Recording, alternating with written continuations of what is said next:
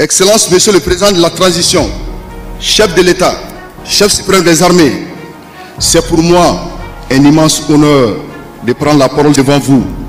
pour vous adresser les sincères remerciements de l'ensemble de la hiérarchie militaire, tout corps confondu de l'armée malienne. Aussi, permettez-moi, Excellence, Monsieur le Président de la Transition, chef de l'État, chef suprême des armées, de saluer l'engagement et le soutien de l'ensemble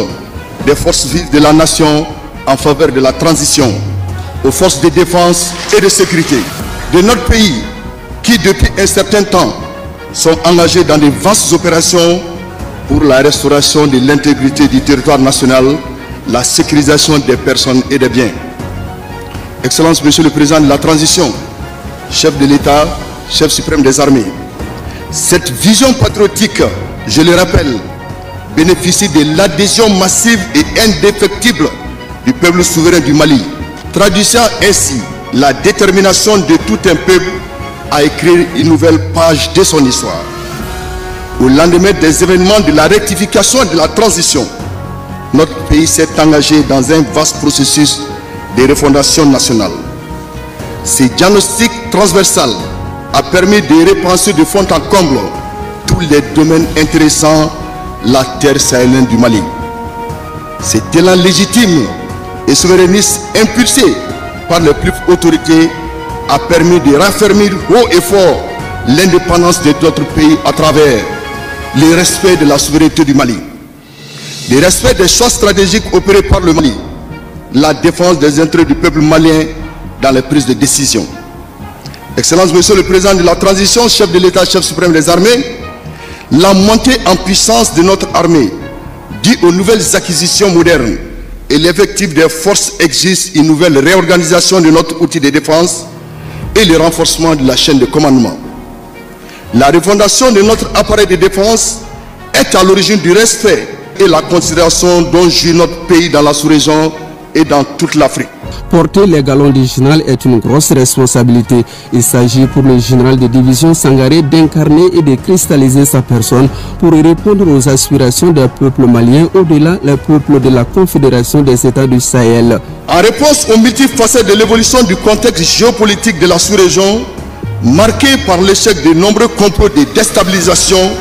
de nos États, la République du Mali, Burkina Faso et la République du Niger ont ensemble décidé de mutualiser leurs efforts, d'harmoniser leurs visions en vue de parvenir à une réelle prise en compte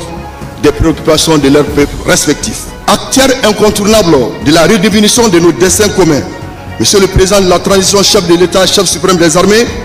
le Mali, à travers votre excellence, est au corps de cette intégration sous-régionale, constructive, respectueuse de la volonté des peuples qui ont décidé de se soustraire du paternalisme colonial, de rompre avec la chaîne de l'esclavage déguisé en démocratie. Toute démocratie repose sur une armée forte, apolitique, unie, opérationnelle, car c'est une armée forte et adaptée aux menaces qui permet au pouvoir d'exercer l'autorité de l'État sur toute l'étendue du territoire national. Excellence, Monsieur le Président de la Transition, chef de l'État, chef suprême des armées, permettez-moi au nom de tous les camarades d'armes nommés au sommet de la hiérarchie militaire d'exprimer l'importance des missions auxquelles le peuple souverain du Mali, le peuple de l'Alliance des États du Sahel attend de nous. Cette marque de considération, loin d'être une récompense quelconque, est au sens propre du terme une responsabilité et la confiance que vous avez placée en nous au nom du Mali. Aujourd'hui est un jour exceptionnel, un moment chargé de sens et d'émotion. En effet, Excellence, Monsieur le Président de la Transition, chef de l'État, chef suprême des armées, le grade suivant l'article 4 du titre 1er de la discipline générale consacre l'aptitude à exercer des fonctions bien déterminées. Il confère une appellation, des prérogatives et comporte des obligations. Nous mesurons avec une attention toute particulière l'immensité de la mission, les attentes de nos concitoyens et les résultats attendus par la nation.